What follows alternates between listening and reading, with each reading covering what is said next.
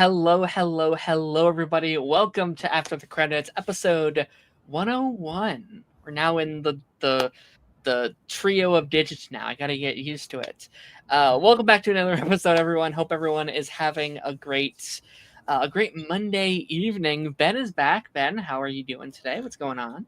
I'm doing all right. I just came back from a final, so I feel dead, but I'm doing all right besides that. More dead than a character on Welcome to Derry, perhaps, or Not that dead, but not that dead. Yeah, that, good. you No, we have some very interesting episodes to talk about this week. I'm super excited to hop in. We're currently, I guess, in our transitionary era for shows right now. We're Yeah. starting to wrap.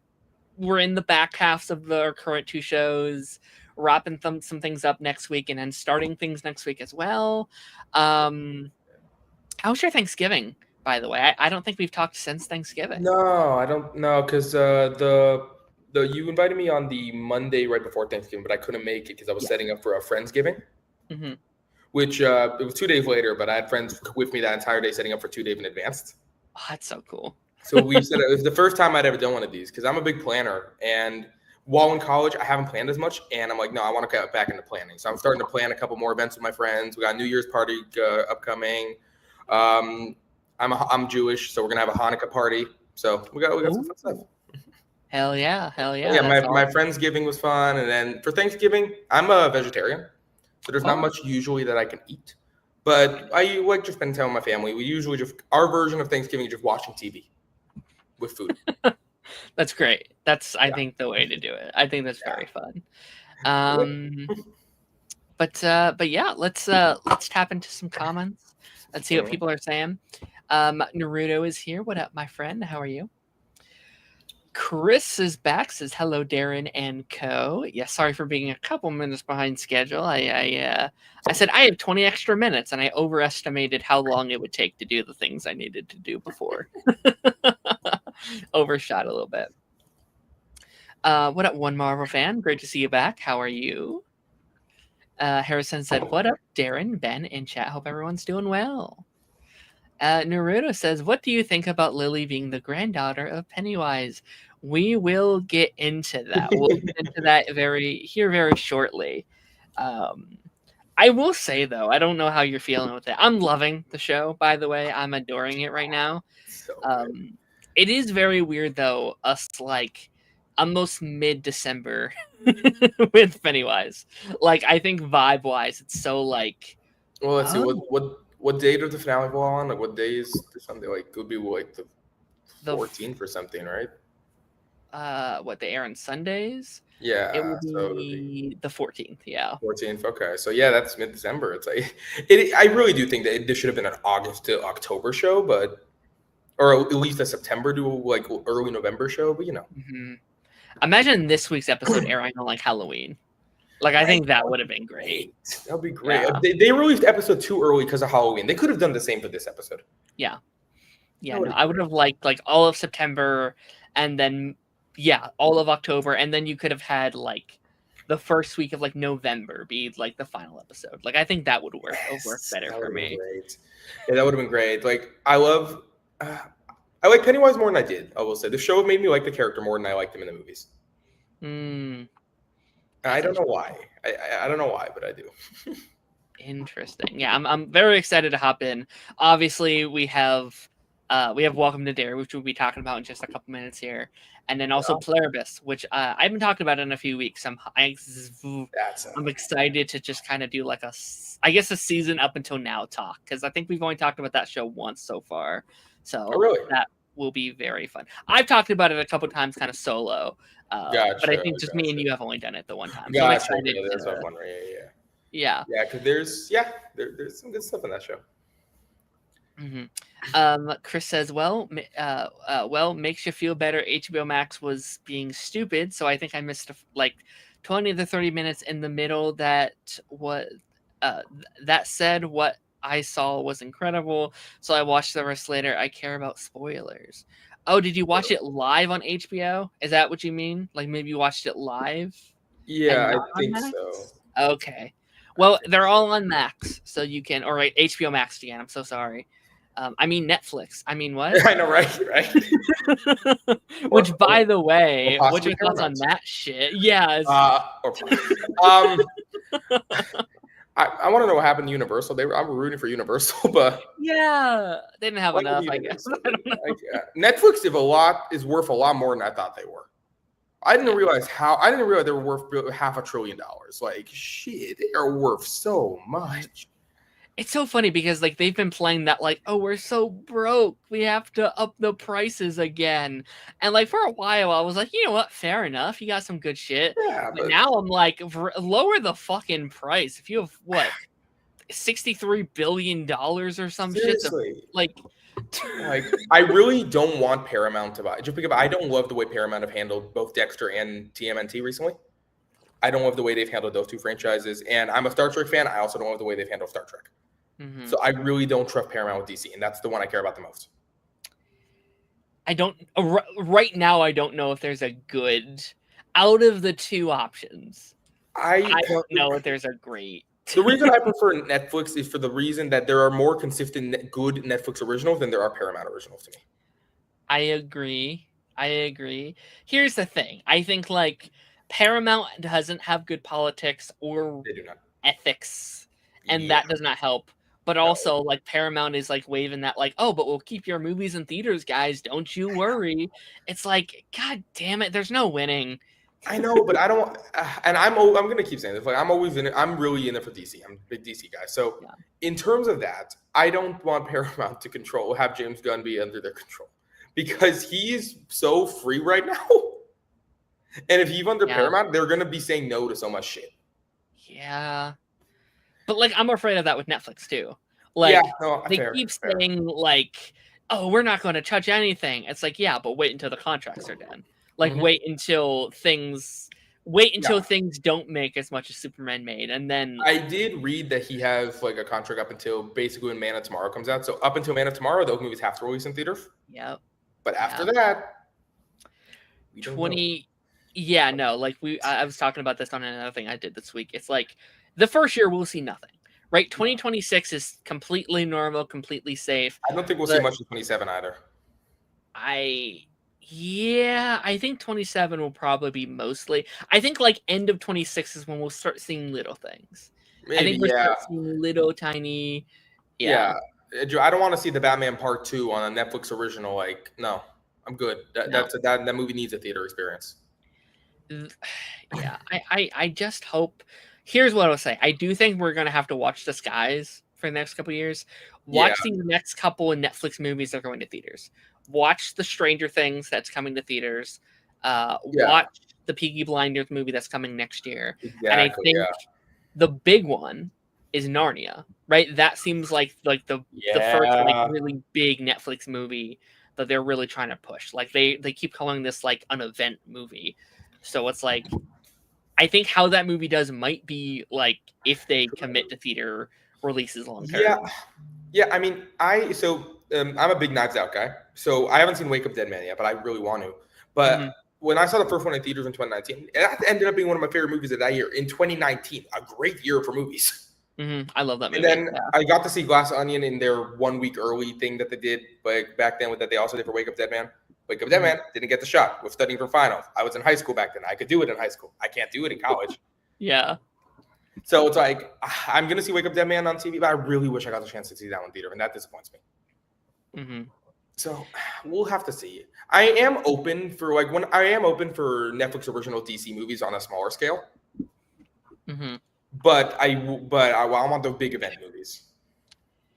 Yeah, the shows. It's tough too because like they keep saying that they're going to keep HBO Max, but like I don't believe that for a second. I also don't get the point.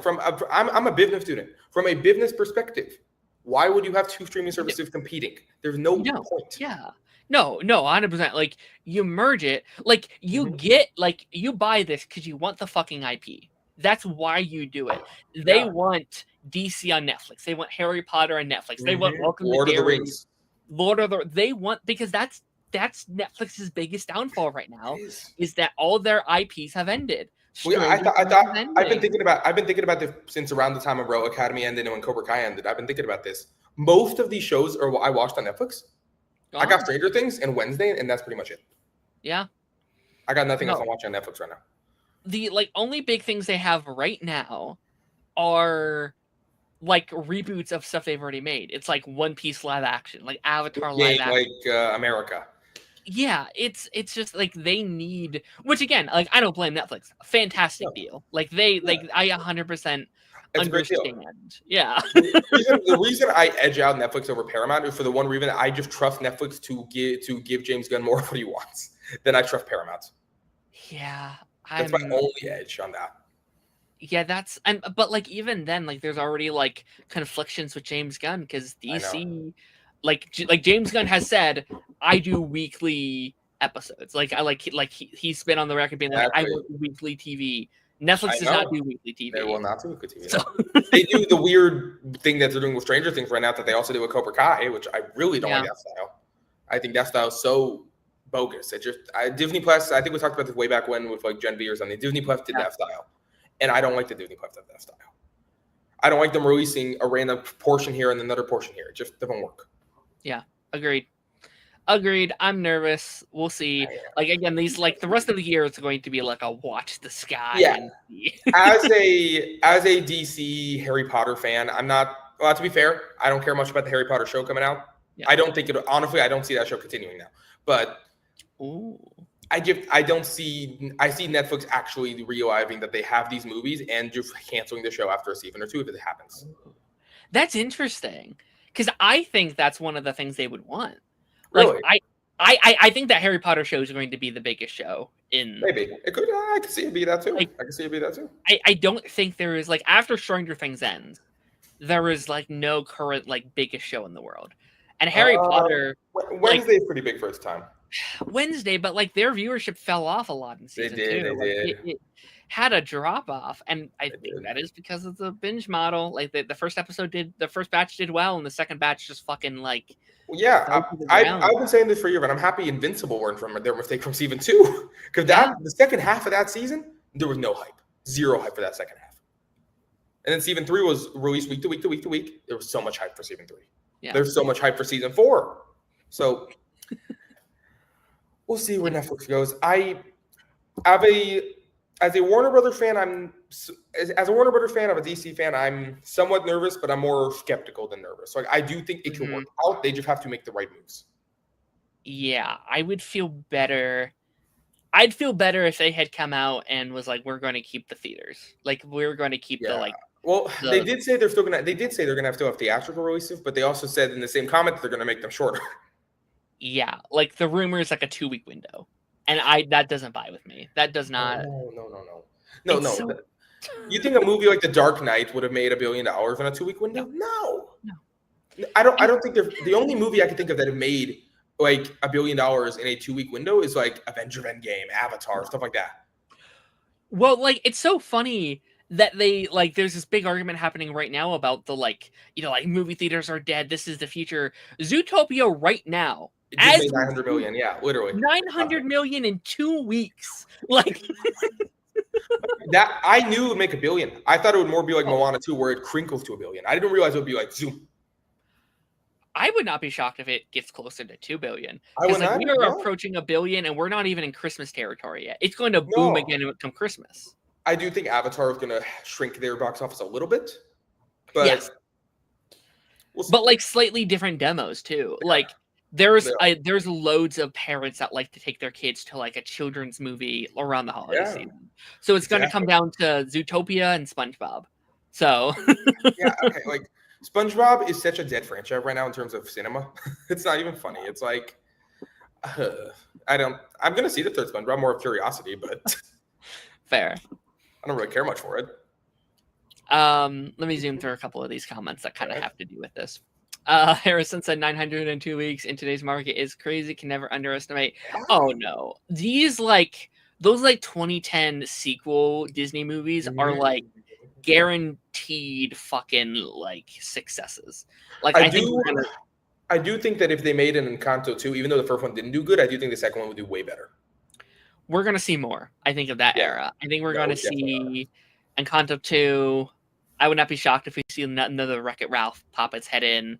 Obviously, we have Frozen 3 and 4 coming. Yeah, the Wreck-It Ralph franchise kind of like, it bums me out because even though the second one wasn't good, there's so much more ways they can go with that franchise. It made money still, if I remember correctly. Yeah, it did. It's like, I think it's a mistake that they're doing their live action Tangled. They're casting as we speak. I would instead be like, hey, Mindy Moore, what you up to? You want to do a Tangled 2 $1 billion movie easily? Seriously. Like, and they're not these directed to streaming movies like they did, or DVD movies like they did back in the 90s and 2000. They're real. Like, I thought about this. What Disney sequels are actually good movies? You got the Toy Story franchise, you got the Zootopia franchise, and you got the Inside Out franchise. That's all I could think about. And the two of those are Pixar, right? True, exactly. Yeah. Zootopia 2 was easily my favorite like Disney theatrical. Literally, I can't think of another one that was better. It's like, it was really good. And I actually rewatched the first Zootopia for the first time in like 10 years, right before watching Zootopia 2. And I forgot how much I liked the first one. I was like, oh shit. And then I watched the second one. I was like, wow, that's great. That's true, Chris. We can recast him. That's fine. Yep. Endgame opened with $1 billion. It did. 2 days. That will never happen again. Well, remember David's also selling because he just wants money. David's fucking David. Even that why anyone sells a company? Money. Yeah. Money. I mean, those top cats are so like, I don't know, like there's been a lot of like talk about like this week about like, oh, like which business is the most ethically concerned with cinema. And ultimately it's none of them, right? No, the top cats don't give a shit, but I don't think that should demean the entire studio either, because there is so many people connected to these studios that do care, that are making these projects that aren't like for instance, like Apple TV, you're never going to see one of their movies in a long-term cinema. You can see some of them for a short time, but in general, their quality is so good. So like something like, they care about quality, they don't care about putting in cinema though. Well, like Apple can afford that shit too. They can too, yeah. They don't need it's just like a little extra Christmas bonus for them when they're like their streaming service as well. Like I know they put Killers of the Flower Moon in theaters, and that movie was great. I don't think it did super well, but it was great.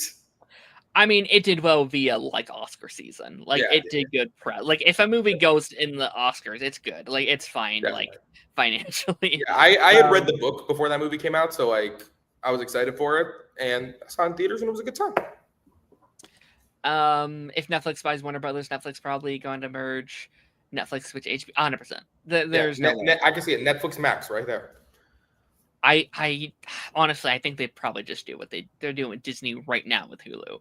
They're going to be like, get Netflix and you can have like. It's a shame because Netflix and Hulu were like the two OGs, so it's like a shame that Hulu's gone. Now we can get Pennywise and Hawkins. I can see Netflix wanting Welcome to Derry. I think that they probably, especially again with Stranger Things ended, they probably want like, oh, this is like Stranger Things kind of like. But at the same time, would they want to extend past their 3-season plan? Would they want to Netflix probably? Yeah, probably. Like, would they want to have a 5-season plan? Spin-offs about the fucking turtle. Yeah, literally, like that's the thing about it. When I watched the movies, there was never a thought in my mind, damn, I want to see a prequel about Pennywise and get a bunch of lore. Yeah. This one's probably more of a me comment. Netflix technically owns Ben 10 now. Would you want a Ben 10 Netflix revival? I'm waiting to talk about any like IP stuff with Netflix for now, just because I kind of want the dust to settle before I talk about any of this shit. Yeah. Also, there's still a chance Paramount buys them. Like people think that's not like today. They are putting in a bid. There's still a chance Paramount gets them. Like we thought the race was over, and today it's opened back up. I mean, hypothetically, I would watch anything Ben 10 puts out. Is Netflix my ideal home for them? No, I think mainly because my concern is I think they would do live action. I think that's my biggest concern. I don't want another live action Ben 10. I have not heard good things about the other two. They're not great. They're not great. In fairness, it was a TV budget. In fairness, they were dealing with it. Like Netflix would it would look better on Netflix than it would on Cartoon Network. I mean, my thing about Netflix, if they have never made a good original movie that they've never, like, for instance, their best original movies to me are their Knives Out films, and those are so original. Those are like licensed out too. Like they didn't start as Netflix originals. Exactly. Yeah. They have never made a good Netflix original. That they made a few animated good ones, but they've never made a good live action Netflix original. That's my thing about that. Yeah. I don't think I can make a good Netflix live action original movie. They've made mediocre ones and bad ones. They've never made a good one. Yeah. Thoughts on Avengers Doomsday trailer rumors? I think it's likely. I think they want. Will we get that the same day as Supergirl? I hope not. I really hope not. Supergirl live in its beauty for at least a day. The thing is, Supergirl kind of have to come out Thursday because James Gunn's already done a whole teasing thing. They've already done the pre-thing. It have to come out this week. So he either ups it or he moves it back a few days. But there's no way it has to come out this week. There's such a narrative that like James and Kevin beef online. I think they're friends. I genuinely think they're friends. I don't know if Kevin Feige would at least purposely do that. Like if he did it on accident, all right, whatever. Exactly. But I don't think it's Kevin Feige being like, yes, let's sabotage James. Like I don't think he's doing that. No, Kevin Feige also publicly said good things about both Superman and Peacemaker. Like him and James Gunn are close friends. Like James Gunn is the closest reason we will ever get a crossover because he's friends with the head of the other studio. Oh yeah. 100%. But yeah, I think it will happen this week.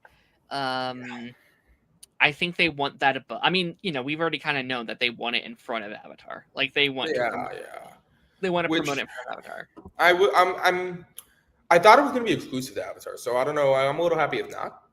I think it's best if they don't. I think I was talking about this on the pipeline I did this week, but like they need to make it an event. I think it's a very bad idea if they said if you want to see this trailer, you have to go into Avatar, because that ruins the experience for people that just want to see Avatar. Because you are going to have people going in here, they're going to be screaming, filming it, and then leaving, and then ruining the first couple minutes of Avatar for people. Like that is not. Yeah, and not to mention, I've had some really rough movies. Like I've watched I watched FNAF 2 last weekend or like 2 days ago. Oh yeah. And the movie, I thought it was alright, but in general, there was a guy who was snoring like 40% of the movie. And I'm like, it was so annoying. Yeah. And then when I saw Wicked, randomly a guy answered his phone midway and started talking. Aww. Like he wasn't even super loud, but I was close enough to him where he was loud. And I'm like, I want a good movie theater experience, bro. The etiquette has to change. Like movie theater etiquette's bad these days.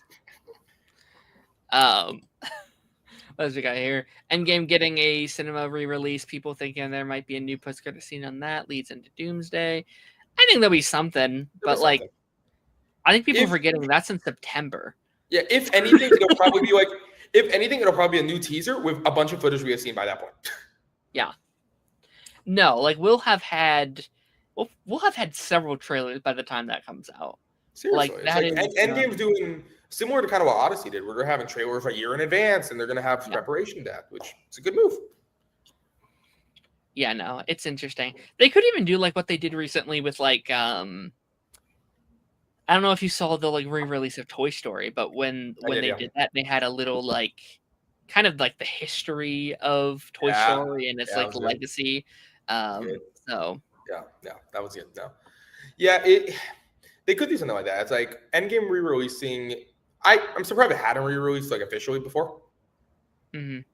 But like No Way Home re-released like a year after it came out. Like, so I'm surprised Endgame hadn't officially re-released. But I'm going to see it in theaters. Sadly, it comes out the week I move back to college, so it's going to be rough. But I will try.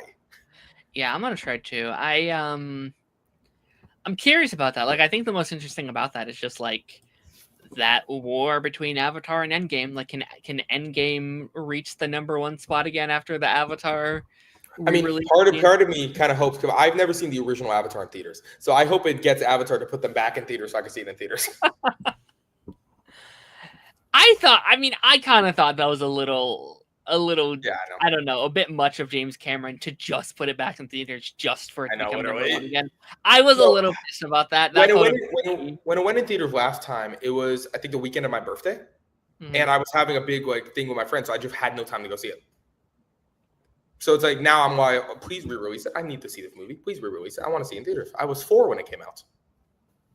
Yeah. I'm getting ready for a Pixar rewatch for the studio's 40th anniversary. Otis Short dates back to 1972. Really? I thought the oldest short was like the toy thing with the Tin Man thing. Really? I did not know that. That's Yeah, very fascinating. yeah. I guess that makes sense though. Like they probably started with shorts for many years before they did their debut. I'm not super familiar with the history of Pixar though as well. No, So I've got Steve Jobs was a part of it. He did his thing. He left. Pixar got sold to Disney. That's like my basic history. yeah. Alrighty. We're gonna be hopping into some shows here though. Yes. Some fun things to talk about, but feel free to still send in those questions and we'll do our best to get to them at a rate that makes sense. Alrighty, starting with No Hazbin Hotel this week. Obviously, we wrapped that up a couple years ago. I'm like off because I would like we typically start with that one. I'm like, oh wait, it's gone. It's not gone. here. Which, by the way, I still have not finished that show. I've not had time to watch the last two. I've not had time. Fun stuff. It's a solid finale. Solid. I gotta catch up this week since I'm done with Final. I'm finally gonna be able to catch up with stuff. Oh yeah. Finally gonna watch more Doctor Who. Where are you at with that then? I am on Jodie Whittaker's last episode. Ooh, fun. I'm on Matt Smith's for the first time currently. Right. So that's been fun. Okay, yeah, he's my personal favorite Doctor. I love Matt Smith. I'm on his final. I just got to the new companion. Clara, yes. Yeah, Clara? I just got to the first main Clara episode, or I guess the second main one. I guess, but no, she's great. She's great. But welcome to Derry. yeah, that. We didn't talk about Welcome to Derry last week. I mean, I guess we did a little bit, but not, into the episodes itself, just where we ranked them on the list. But Welcome to Derry, we are now at the penultimate part of the season. We have now been kind of building to the season. It's been a couple weeks since we talked about the show. Yeah. How have you been vibing with it now that we are in the back half? We're starting to wrap up everything. These last two are definitely leading into the finale next week. How are we feeling? Before watching this show, I expected nothing out of it. And I got everything out of it. This show is great. I'm loving every single episode. I'm like, this is great. This is awesome. I have to avoid spoilers online. There are a few cases where I've gotten spoilers throughout the season, so a little disappointed about that. Like, for instance, the her being the granddaughter, I got that spoiled before watching the episode. Okay. So that was a bit of a shame. But luckily, I didn't get any of the character deaths before spoiled, so I'm happy on that. But no, I'm loving the season. It's such a surprise hit for me because I'm not a big It guy. But man, it made me love the franchise in a way I didn't think I could. I sent a message, or actually maybe I haven't sent it yet, but I'm going to. But I have a friend of mine who I asked like before the season started. I was like, are you going to watch the show? Is it something you're interested in? He's like, no, I'm just not really into it. And I think after this series, I think I'm going to have to go to him and be like, you should still watch the show because I do think. I kind of said this at like episode 1, like the first couple that we had talked about, but I am very confident now that I like this miles and miles more than I liked the movies. I liked the first episode more than the movies, so I was pretty confident for get-go. Yeah, no, I am. I think last night was kind of this like solidifier for me, where I'm like, oh, this is one of, if not the best shows of the year. Like seriously, I think I put in like the title. It was like, "Is Welcome to Derry the best show on TV?" And I think the two shows we are talking about today that we are airing right now are in my top 2 of the year. Like I think those two, like arguably with like Severance and like Dexter Resurrection, like those 4. I have too much bias against Dexter. Dexter will probably be my favorite show of the year. Fair. And I still haven't seen Severance. I need to see Severance, but they're both probably in my top 5. And it's like, specifically Pluribus, I won't say much because we'll talk about it later, but specifically Pluribus, I'm not a zombie apocalypse guy, so that show surprised the hell out of me for that type. But I don't know. It's Welcome to Derry, a show about a clown. Who knew? Yeah, and I think like that's kind of it, right? I think with most shows like this, when it's like the basis premise is like, oh, a thing is killing you, I always think you have to make the characters more interesting than the thing killing you. Yeah. Because I think if it's, I would say it's the best thing about the movies, right? Like seeing Yes. Bill Oh, yeah. on screen as a character is the best thing. Yeah, I would argue and the best thing about this show are its characters and how much you love them and how attached you are to them. yeah, and I'm wondering if they'll be able to keep that in the next seasons. Yeah. Because character-driven shows work because of the character, but a lot of character-driven shows have the same character throughout the seasons. Mm-hmm. This is a character-driven show where you're going to have to keep making good and compelling characters every season. Yep. Which also, it's like, how is the show going to work? Because like, I didn't realize they would have so many flashbacks to like the past 2 occurrences of Pennywise, and like we're going to get to see those so much more in the detail. But I didn't realize we would have so much already in this first season. Yeah, there's so much like especially how they open it this week. Oh yeah. We said like episode 1 and 2, like, oh, that's season 3. Like we're gonna see that stuff in season 3, and they're showing us this kind of stuff now this season. Literally. And so now it's like, oh, like where are we going? Where is this story ultimately leading? But I appreciate it a lot. I appreciate them kind of giving us these little details. I think to kind of get saturated in this world, simply more than you would have in the movie's runtime. Like, I wonder if we'll get I forget her name, but Pennywise's daughter / Louie's mom. I wonder if we'll get her as one of the main characters in a future season. That would be interesting. Yeah, or like the general guy, Dexter's dad. I wonder if we'll get him in a future season, like Francis, right? Shaw. Yeah. I wonder if we'll get his kid self. Yeah, how old is the daughter? Someone asked about that somewhere up above. What? How old is she supposed to be in this show? Like, I would be curious. Where was she 27 years ago? Do you mean Willie, or do you mean the daughter of Pennywise? The daughter of Pennywise. Okay.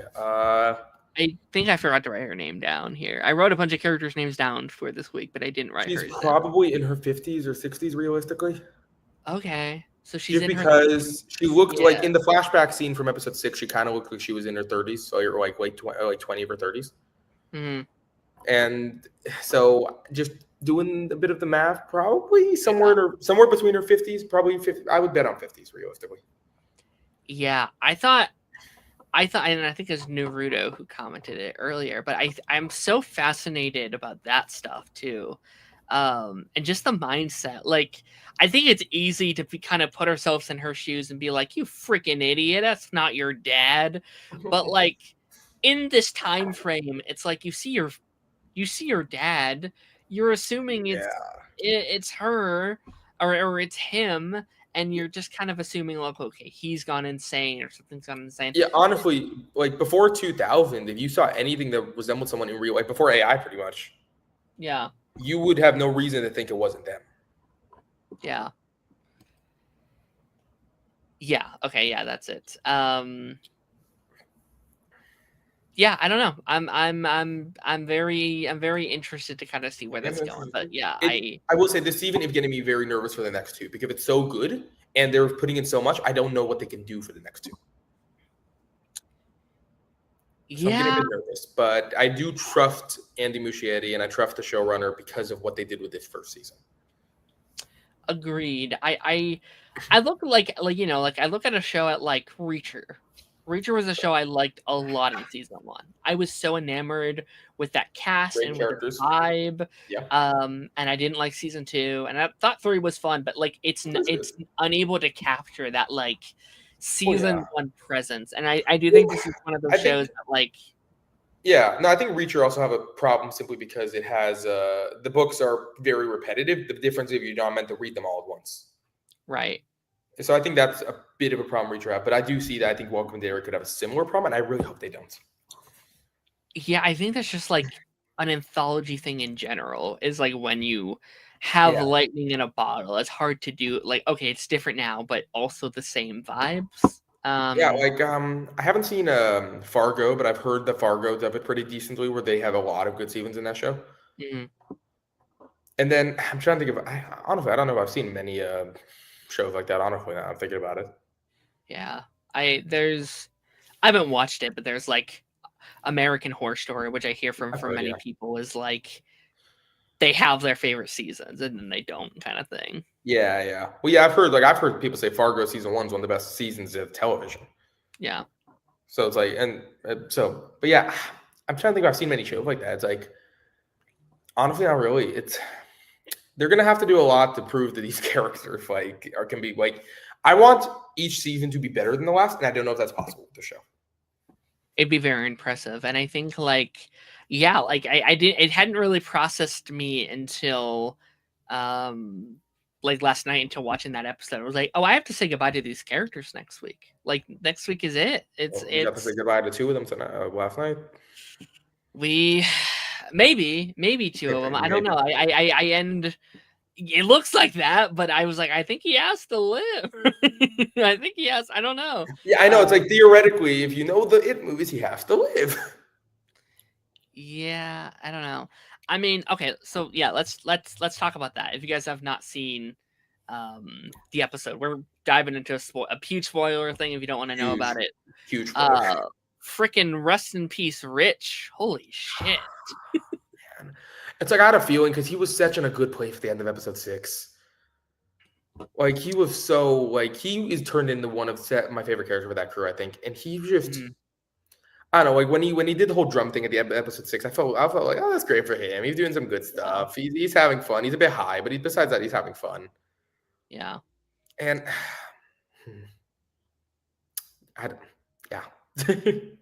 no, it's I don't know. The show keeps getting me, and I gotta applaud them for that. I don't know if you were here when we talked about the episode. Was it episode 5 twist? But I was so mad at myself for the episode 5 twist because I said after the episode 1 twist, I was like, okay, they got me once, they won't get me again, and they got me in episode 5, and I kind of feel like they got me again. Not that I didn't suspect that he could die, because I thought it was definitely. I'll be honest, I saw a Twitter post recently that I guess either looked at the IMDb or something, and it said that he was only in like 7 of the episodes, and people are like, where is, like, why isn't he scheduled for episode 8? Yeah, which, I don't know, spoilers like that are so unfortunate. Yeah. It's not even technically a leak, it's the studio themselves spoiling, and it's such not a leak. It's like, ugh. Mm-hmm. But no, these 2 episodes are fantastic. No, I mean that was such a beautifully done death scene. Like I think I might have to put this. I don't have like an official list or anything, but I think I might have to put this in my like list of like not favorite, but like best on-screen deaths, because it is such a well done scene. And I know we've been saying podcast episode. Yeah. Yes, 100%. Write that down. But I think we've been saying it since like episode 1. These kids need nominated for something. If it's an Emmy, if it's a fucking Golden Globe, I don't know what the heck you can nominate them for. Yeah, it's like kid acting. Like they're the only other kids I've seen that have had acting to like these are probably the Stranger Things kids. I think it's tough. Some of the best I've ever seen. Like, genuinely, I think these are my favorite performances from TV actors this year. Like, they are fucking killing it. It doesn't feel like I'm watching a TV show. It just feels like no, yeah. Also, big shout out. No, literally, and also big shout out to Lily's actress. She is doing such a good job. Like that first episode, I was already hooked with her character, and she has done such a good job throughout the season, and she feels real. I'm so nervous about her. I feel like she might have to be. I don't think they all die. I don't think we kill all the kids. I think there's going to be a big one though. I think Margaret will die. I think Margaret will die, kind of sacrificing her life for her friend. Ooh, maybe. But do you do that after the moments from last week? Like, do you have? Well, speaking of Marge, what a fucking turnaround I've had for this goddamn. I know, right? I feel like last time I was on here, I was talking about how I hated her. It happened in seconds. Like, I think it was the episode 5. Where like we had talked about how everything was gonna go south, how she was gonna turn her in, and she was gonna get sent back to the fucking asylum. Juniper Hill, yeah. And the like second this happens to her, she's like, "Oh, I can be a good person. Let me be a actual human being." And once that And then what happens, she does, like, and then in episode 6 of her rejecting her other friends, like, incredible. where did that come from? I think Like she might 2 be, episodes earlier, she was about to like play a prank on her other friend. Mhm. Where did this like? Where was I this think- whole season? I think it might just be dying. Like I think almost dying probably puts things in perspective about the Probably. things I that really mean, matter. yeah, like the dad of the other kid, the kid who just died. I forget his name, but the general, the army guy. Yeah, sure. His character, he changed a bit after the tunnel. Like he's a lot more strict. Like he's Mhm. a lot scared. He's more scared, and you can tell. Mhm. No, for sure. I like, what is it? Leroy, I think was his name. Yeah, I need to write that. I need to get these names. I need to pull up these names right now. This week I'm like, we are 7 weeks in. I have to know everyone's names. One sec. Let me FKI. But no, like his arc is so interesting too, because it's an arc that's split in like such a weird place. Like he's split between like 3 different loyalties. It's like that loyalty to his family, that loyalty to the government, and then there's that like gut feeling that kind of doesn't know which side to land on. I think is so fascinating. Yeah, like he doesn't think his sure. wife is fully right. He knows the government isn't right, but he also wants to like believe in his kid, and he ends up doing kind of none of them, and he kind of finds his like own path. Like that stuff is so interesting to me. The like slapping scene was so. I was so like, yeah, right. taken aback because I was like, obviously, fun fact, a hint for all the fathers out there: don't hit your children. Obviously, Yeah, let's literally. just put that out there. But also, like in the moment, I kind of almost get it. I kind of get it in the way where it's like, oh, he's kind of at his breaking point, and his son was pushing him so far. He almost shot his son. Like he's scared. Yeah, he's scared. He doesn't know what to do. His morals are put in check. And what his son said to him was, I mean, let's be honest, like what Will said was terrible. Where it's like, yeah, like the difference is I don't get my friends killed. That is a horrible thing to say. Like literally, it is terrible. No, but also you have to do the thing where he is just a 10-year-old kid who's scared. Yeah, no, for sure. He's terrified right now, and I don't know if you saw, the kids are a little bit older than they were in the first half of the season. Mm-hmm. For the point of they had to stop production because of the writers and actor strike. So they did age a little bit, and it's noticeable if you notice it, but if you don't notice it, it's not noticeable at all. I agree. I think it works that they're a little bit older, to be honest. Like, yeah, it works fine. They did, their voice didn't change, and then they just got a little taller. Yeah. Speaking of Golden Globes, Aaron, have you seen the list? I have not. I'm not as into like the Golden Globes as I am like the Emmys and the Oscars. Only one I saw is that Ree Seaborn got nominated for Pluribus. That's the only one I saw. Episode 7 kills one kid and teases that another kid will die at the start of the episode. LOL. I don't think Will dies. I think that's kind of like my rule of thumb. If you tease a death at the end of an episode, they're most likely not going to die at the start of the next one. That's just kind of, in my years of watching TV, that's typically how that template works. Because then it's tension. I can only think of one case where that happens, where it's like where they do die, and it's Stein from Legends. Yeah, that's the only case I can think of where they split it and then he died pretty much beginning of the next episode. Right. And Will also just like, I think that's probably the worst character to do that with, because Will does have a little bit of like plot armor or like a safety net due to the canon of the old bait and switch. 100%. I think something happens. He either gets away or a fucking truck slams through the house to save him. I don't know. Something will happen. something. Yeah, that's usually what happens. But it would be very ballsy if it doesn't. And the show's been very ballsy. So yeah. Probably the most ballsy show I've seen in a minute. I think Killing Rich was such a fucking ballsy. Like, again, I think we talked about this like episode 1. I'm not used to these shows actually fucking killing children.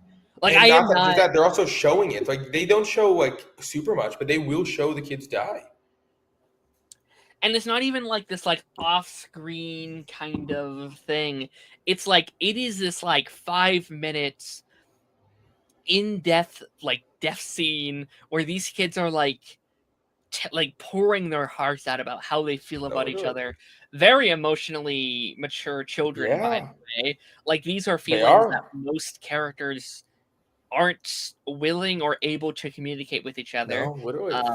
But maybe I'm, that's I'm just a result of like yeah. fearing for their lives and not No, knowing how literally. to. Yeah. I'm also very surprised that I just thought about that now. The parents of the kids who died in episode 1, I'm surprised none of them became main characters. Because you don't really see them. Like, you don't see their families or anything. Sure. Like, yeah, like where's Lily's father? Like, we haven't seen much of father? Yeah, father. Like, we haven't seen much of her since the first episode. Where are Rich's parents? That's actually Yeah. a really good question. Has anyone told the parents that he's dead? Like, Like, where where are are the they at? where are the parents? We are seeing the parents of the general guy. Oh, I forget his name Right. again, but that guy, and then we're seeing Leroy. Willie's Yep. mom, and that's pretty much it. Oh, and then we also see the other girl's dad. I forget her name too, but that's pretty much it. Just Ronnie. Ronnie, Yeah. yeah. But we're not seeing any of Margaret's parents or any of Richie's parents. Like, where are these parents? It would have been cool seeing a bit of Marge's parents, considering her eye almost got fucking punctured. Yeah, exactly. It's like, I think that's my one problem with the show is they're not showing any of the repercussions that they have to their families. I guess the one issue I have with the show. Yeah, maybe that has a little bit to do with just like. I mean, it might have to be timing. It could be timing. This also, like, this is me giving them a little bit of an out that I probably shouldn't give them, but like maybe there's something to do with like the fog that's over Derry. Like, maybe these parents aren't like, which we'll talk about that because that's an element that is kind of in the back half of this episode. Oh, yeah. But like maybe that's a bit where like, oh, they're aware of it happening, but they're just kind of not processing it properly. For sure. I don't know. No, for we sure. mentioned Hank a little bit. I mean, I feel like we actually haven't talked too much about Hank this season. He's kind of been, he's been a big, there. Yeah, he's been an element of it, but I feel like he always kind of escapes our conversation of it all. Yeah, it's simply because his story feels very disconnected from the rest of the show. Yeah, like, it does. Like, yes, his story works because it ties into the kids dying, but that's pretty much it. It ties into the kids dying at the beginning, but him whole running, and then now they're going after him. If not because those kids dying, they're just going after him for the sake of going after him. It's definitely a little tiny bit to push the plot along. Like, I'm not mad about it or anything. I'm not mad about it, no. But it's definitely, I think, to give Lily, Ronnie, yeah. a bit more meat on her bones as a character, and it's there for the conflict. It's there for the overall world. I think this is part of the show that feels the least welcome to Derry-ish, which I don't have a problem with. It feels very like almost like classic TV, where there are like multiple storylines going on that isn't congruent to the main thing. But you know, even though it kind of is. I really liked him this week. I really loved the Will, Hank, and Ronnie bit where like Hank is kind of like, I may not live through this. I'm happy that there is someone in my daughter's life that is willing to help her and be there. That's probably one of my favorite moments from episode 6, and it's not a scary moment. I think it's just such a sweet moment. And while Ronnie is probably my least favorite of those kids, nothing bad against her. I just think she's had the least to do. Mm-hmm. I think she's had the least, and nothing bad against her. I think the actress is doing such a fantastic job. Mm-hmm. Yeah. No. Cameron, I will look at those links once we're kind of done with the Welcome to Derry stuff. We'll take a look at those. But yeah, no, I really enjoy. Well, I won't say enjoyed, but like the entire barn sequence reminded me a little bit of Sinners, just a little bit. Just I was just about to say that. Yeah, I literally. If you hadn't said that, I was just about to say that. It reminds me of Sinners. It's very Sinners coded, just the like trying to get into a black establishment and a fight pursuing. Yeah. Exactly. and now Netflix owns both. But anyways,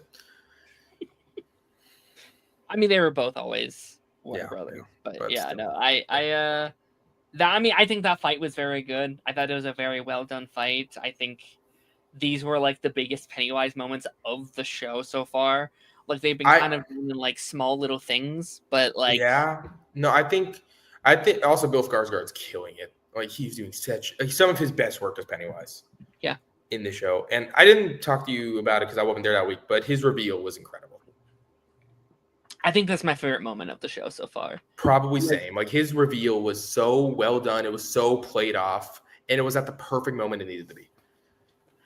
I was like, I had to get up from my seat because like I was complaining a little bit in that episode because I was like, oh, this is a little like contrived and all the things just happen to fall into place and this feels a little rushed. And then they do the thing was like, oh, that was the fucking point. Okay. That was the what whole was point. supposed to happen. I'm the fucking idiot. They got me again a second time. Shout out to that. Exactly. But no, his reveal was played off so well, and we're getting to see so much Pennywise. We're going to see more Pennywise in the show than I thought that we would. Mm-hmm. Because I genuinely, like I talked to you about this on week 1 or so, I didn't think we would see him until the last 2 episodes. We have seen him for straight up half the season, pretty much. Yeah, or maybe a little under, but pretty much half the season. The final, final 4. Final like 3 and a bit. So yeah, that's I'm happy with that. So like I am wondering if Pennywise will be like a bigger character if the seasons go on. Like maybe I still think he'll be a main character in season 3. Mm-hmm. But we'll see. We'll have to see. The show has so many routes to go. Yeah, I'm excited. Like I wonder. Like I think the opening of this week was really cool. Like I thought that was a really, really sick opening. I want to see a bit of more of the preload of getting to this point, and I want to see what happens after.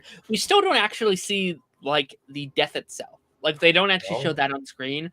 I do wonder if they avoided showing that for a reason, because in the moment I was a little disappointed. They kind of show it off screen.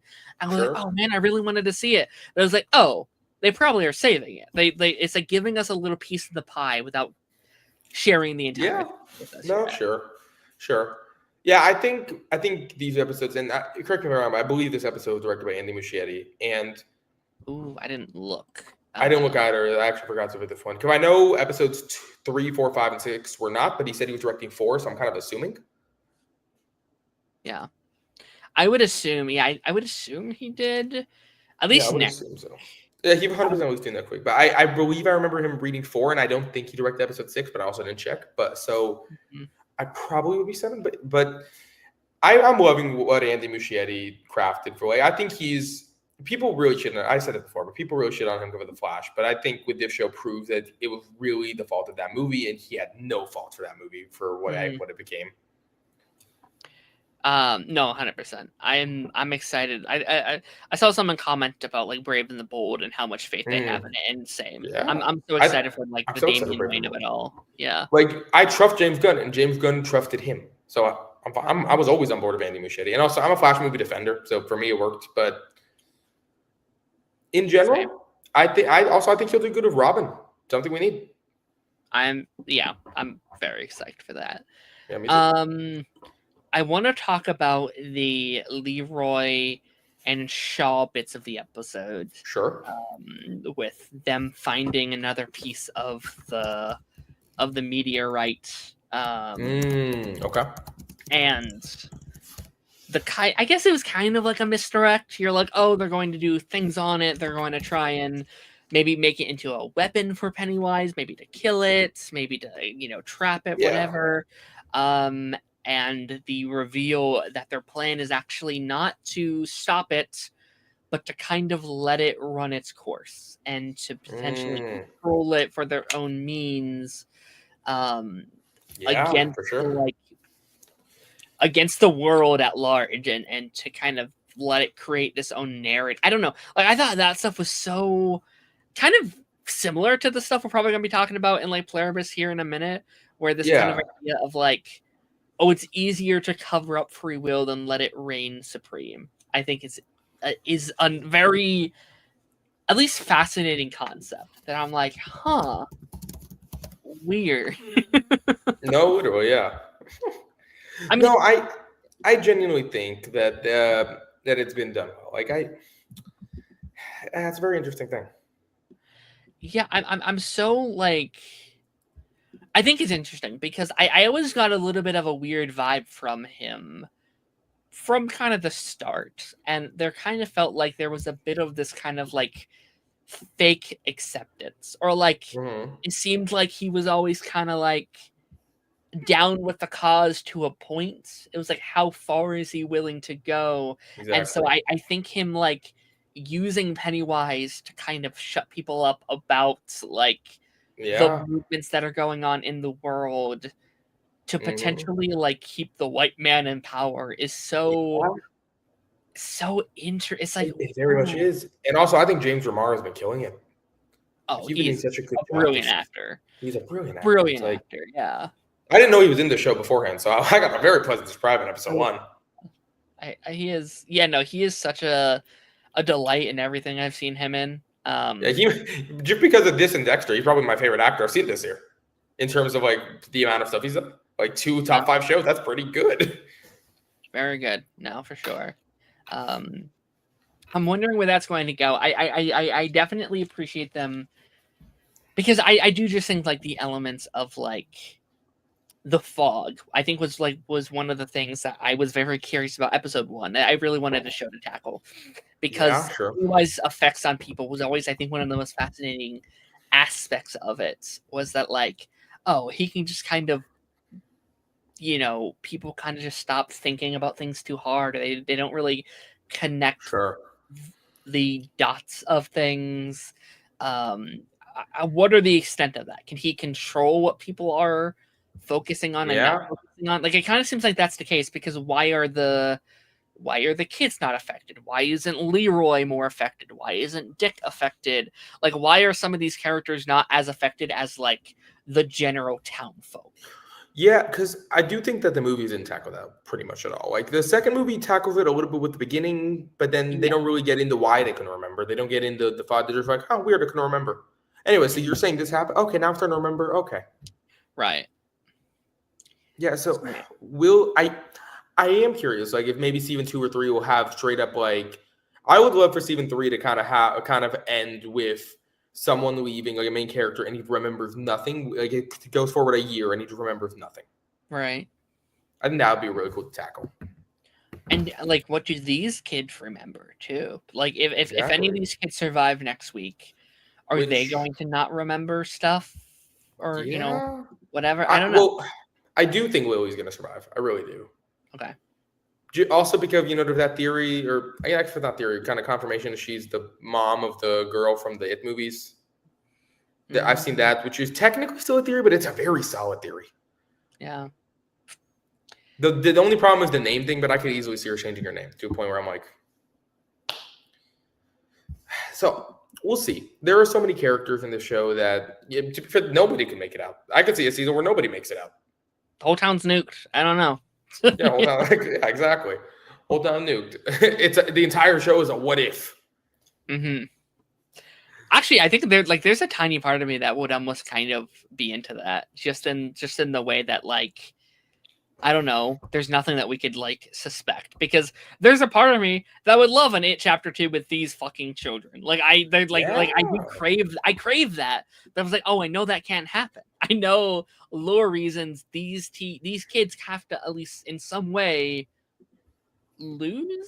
either lose or not win. I guess, I don't know. I guess it could end in like a stalemate or whatever. I mean, it could end to a point where it's like, honestly, part of me thinks Lily's going to go to mental asylum, and that's how it's going to end. I don't see her, if she gets out alive, I don't see her getting out alive safely. Like, I feel like she's going to end up in a mental asylum again, and like, I don't want to see it. Okay, I'm going to throw it out here. This is like the darkest timeline. Yeah, what if Ronnie, Marge, and, well, I guess Will can't die. Fuck, I guess Will can't die. But what if like Lily, Ronnie and Marge both die, and like Ronnie sorry, Lily does have like her mental break. Like she actually does fully have it. And she's like, guys, they killed them all. This is insane, guys. And they don't believe her. And she does fully get sent to like the mental hospital. And it ends with like no one believing her for real. And she ends there with all her friends dead. Yeah. Like, I'm surprised we have not seen a mental asylum Pennywise like ghosting. Like, I know. where is that? That would be That such is, a good if sequence. we don't get that, actually, I will be a little disappointed. And I kind of think it's a bit too late now, actually, to fully. Well, seriously, like I think episode 5, 6, or 7 would have been the best portion to put there. That would have been so much fun. Yeah. So I think we talked about this like in episode 2 or 3. Like, yeah. we thought we were both so for sure that it was going to happen, and now we're like. I mean, I guess we kind of did like with the like flashback stuff. Like we kind of saw it a little bit, but yeah. But I just having a mental asylum. She got out of that mental asylum like this. I didn't expect that because it was the week before it was the week where she ended by going to the mental asylum. Mm-hmm. I think at least I expected that the whole episode would be her in the mental asylum, the next episode, and then she just got out at the beginning of the episode. Yeah. Let me try and get caught up on some of these. So since season so since this season took place in 1962, next season should take place in 1935. Yes. I believe so, yeah. And then 1908. Yes. Do you think we'll get a tease at the next season next week? I kind of hope not. Mm-hmm. I kind of hope that every season is so self-contained where it doesn't need to build off the other, where you can watch any season individually and you will have a great experience. If they're build off, I feel like that ruins a little bit of you can watch this about that. I think there's already been like teases for the upcoming seasons. I'm fine with that. Yeah. Like we've had so many flashbacks to 1935 already. They have specifically stated the massacre of 1935. We don't know what that is. We know that they call it the massacre of 1935. Something happens. What is it? Who knows? I think I've become jaded over the last couple of years, and I think most big, massive streaming shows should end every season as if it's a one-off. I think especially this. I'm confident the show will get a season 2. It's doing very well, but we are literally in the middle of a merger right now, so there is a possibility. Technically, nothing is safe. Exactly. For instance, if you know you're going to see like some of the early Flash cliffhangers are some of my favorite. I was so excited for the following seasons. Yeah. Umbrella Academy season 2 cliffhanger that got me hyped for shit. So cliffhangers work, but also Legends of Tomorrow got canceled on a cliffhanger. It fucking sucked. I love a good cliffhanger. I do. I just think in this era, it's such a dangerous game to play. Yeah. No, literally. Did you watch Agent Carter? I love Agent Carter. Yeah. That had a cliffhanger that still kills me. It's great. We still don't know who shot and I like cliffhangers. If you for the Pluribus of confirmed for the second season, give me a cliffhanger. I'm fine with it. We're getting another season. Good to go. But if you don't know for certainty, like for the Superman 11, if they had ended with season 3, that would have been rough. Yeah, that would have been rough. But I think Original Sin has kind of traumatized me a little bit. That one did. Like. They got it. Like they were picked up for a season 2, and then the merger happened, and they said, "Just kidding, not anymore." But that entire decision is why I don't want Paramount to have DC. Pretty much. Yeah. That's the one decision. Like Original Sin. I was on my way to my friend's house where he's a big Dexter fan. In the car on the way over, I read on Twitter. I was like, "What the fuck? What do you?" And I was the one to break the news to him, and I was like, "Bro, guess what?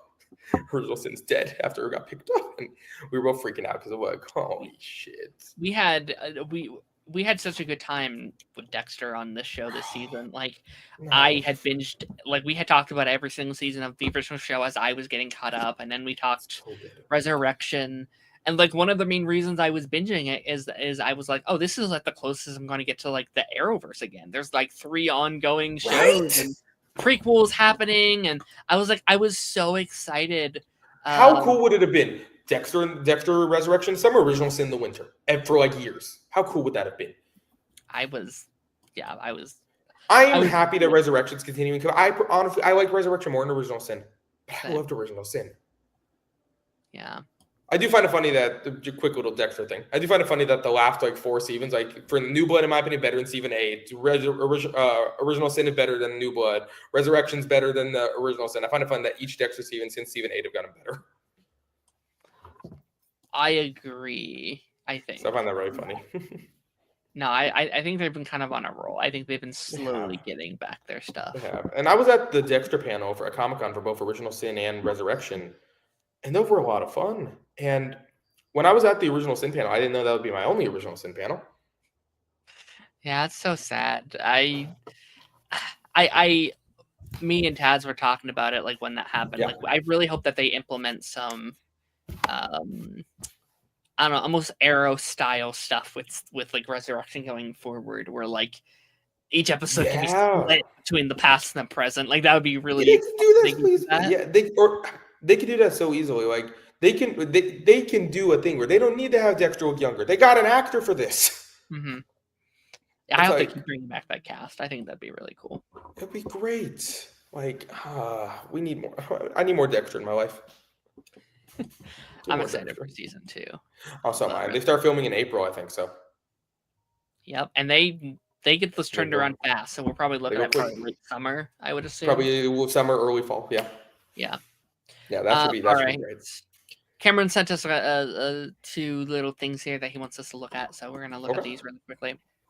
Golden Globes. I don't think I've actually ever watched a Golden Globes. I'm really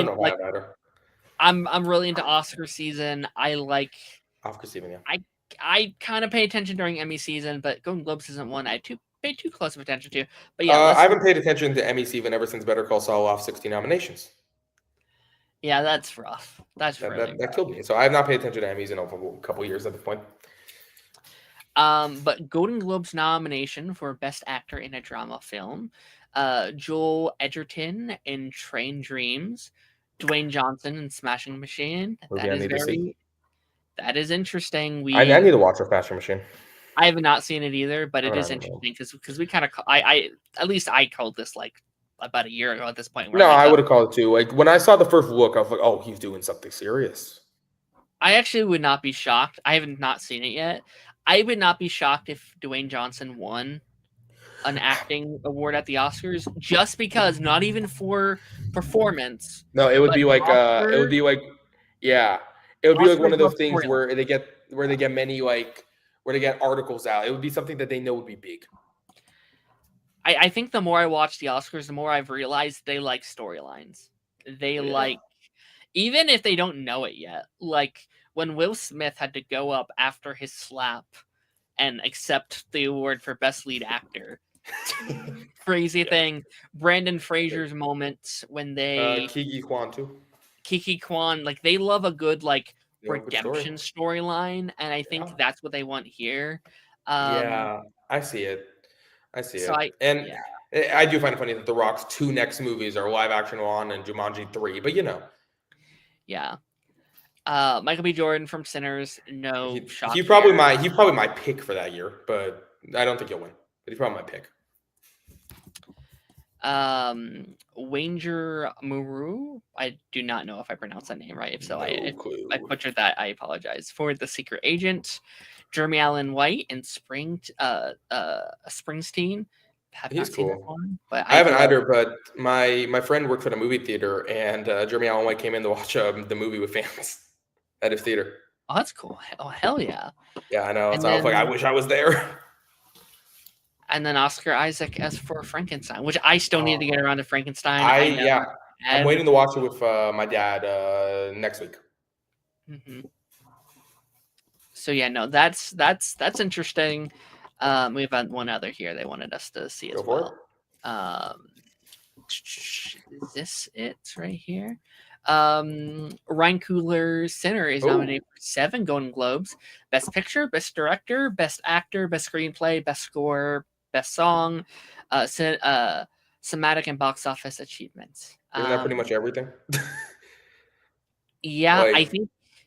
Other than Best Actress, but I get it. While Haley Steinfeld I think was very good. Was she a lead actress? I guess she was. Yeah, Yeah, I guess she would count as lead actress. Because she have in it, but compared to like Michael B. Jordan, she's barely in it. So like, I think she'll be. Yeah, I think. I'm actually very happy to see this because yeah, me when too. the movie came out, I said this is an Oscar movie. It is. But I It was is. concerned it was too early because sometimes those early year Yeah. spring movies just get forgotten by Oscar season, and I'm really happy to see that it just has had so much staying power that I do Yeah. think this is probably going to be the shoe in at the Oscars this year. I think. Is it? It might be the most influential movie of the year, actually. Yeah. Oh yeah. It might be the most influential, and I think that's why. Because it was so influential in terms of music, I guess, and the way it used music was so Mhm. different. And I think I've seen Sinners 3 times, and all 3 times I've loved it. It's great. It's Yeah. probably the best movie of the year. My personal favorite movie of the year is Superman, but it's probably the best movie of the year. It's still my number one.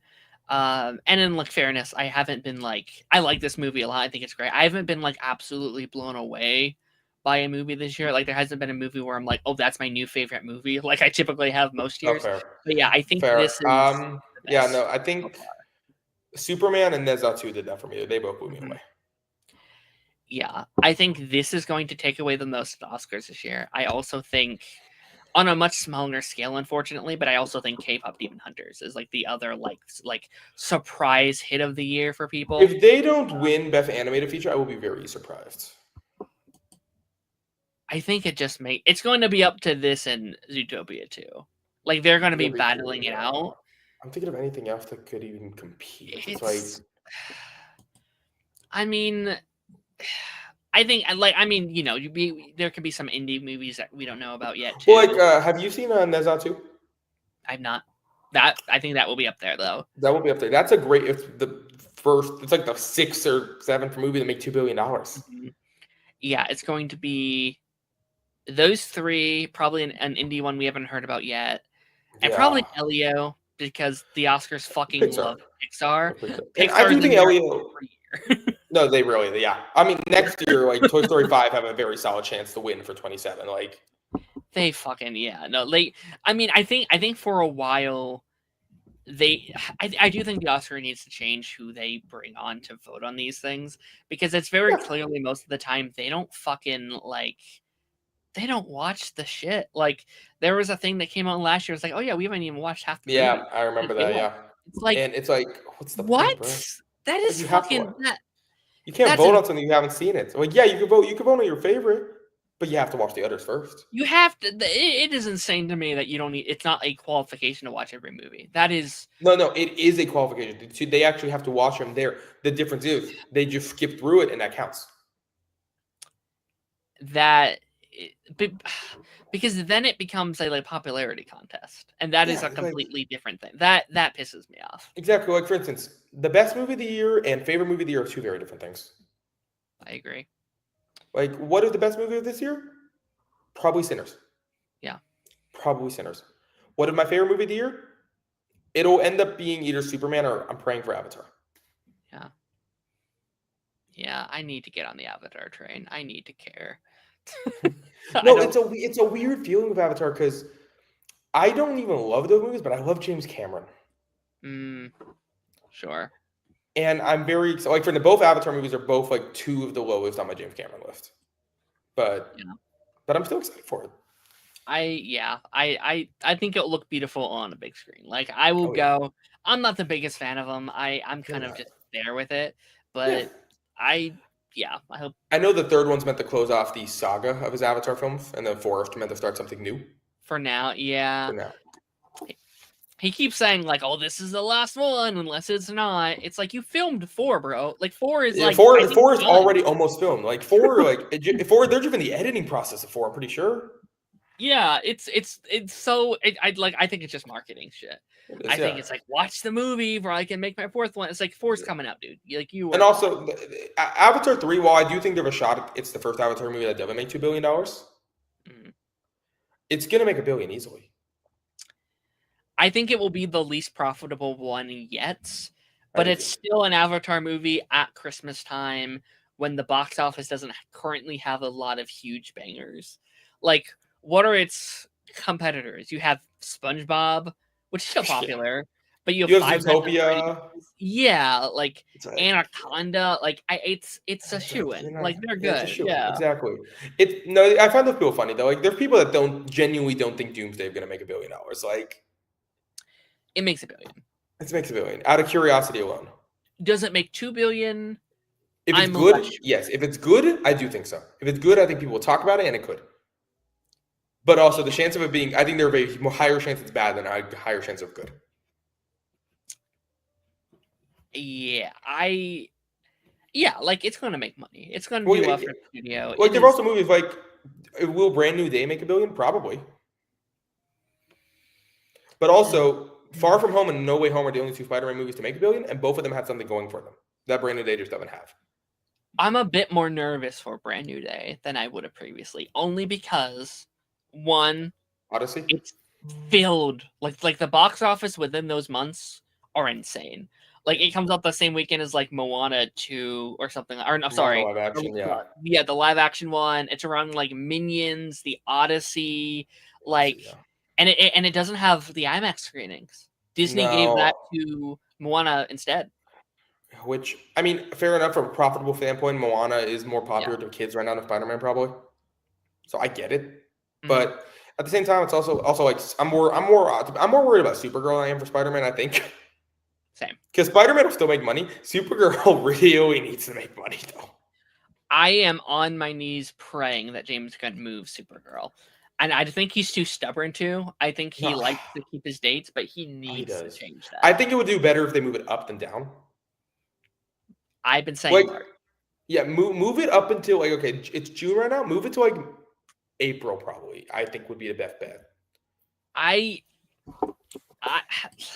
I think April would be better than June, but even April, you're like going. Oh, you got Mario, don't you? You have Mario and Michael Jackson. Michael Jackson. Yeah, they can't move it to March. It wouldn't be enough marketing.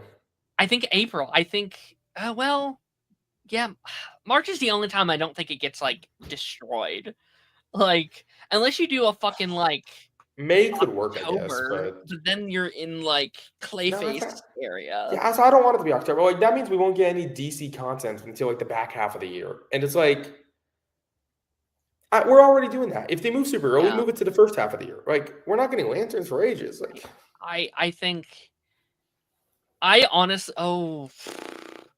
actually wouldn't hate that if they were like, okay, Lanterns comes out in June, Supergirl in like September, October, and they push Clayface to next year. Maybe. No, the reason I don't think I would like that is because 2027 right now has the Batman Part 2 and Man of Tomorrow. Yeah, you're right. Fuck. And I think Clayface would just like for those 2 movies, you could bank on those 2 movies. Clayface would just I think it'll be one of the best DC movies written wise, just because I trust Mike Flanagan. Mm-hmm. I think you need Batman and Superman to have their own year. Yeah, I agree. I don't know. There's not a good spot. I think March is it. I think you lose March or you lose money in June. I think that's kind of where we're at right now. Yeah, or which I prefer wouldn't happen. Put Clayface in 28. The Batman Part 2, like, or like something like that. Wait 2 years. Yeah, literally. Or move the Batman Part 2 to 28, but I'd rather see that. So no, I'm good. Don't move. We cannot do the Batman again. We cannot move it again. I will lose my fucking mind. You know, we were meant to have gotten that like 2 months ago, and we were meant to have gotten that in less than a year, and now we're waiting over 2 years for it. Like, what the fuck? We were supposed to get it before Superman. And now we will have Superman 2 before we have the Batman. It is insane.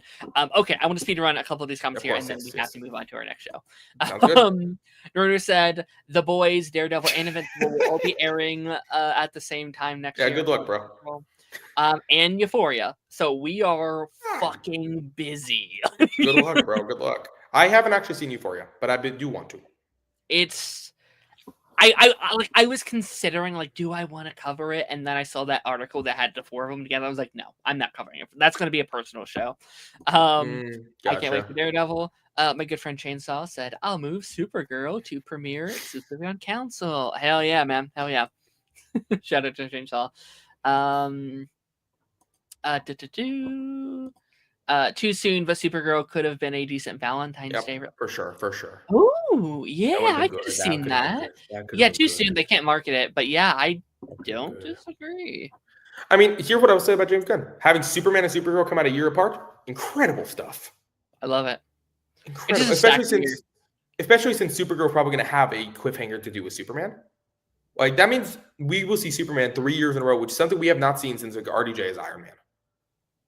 And I love it. I love it too. You ready for Percy Jackson this week? Heck yeah. Are you a Percy Jackson fan at all? At the moment, no, but I do really want to get into it. Yeah.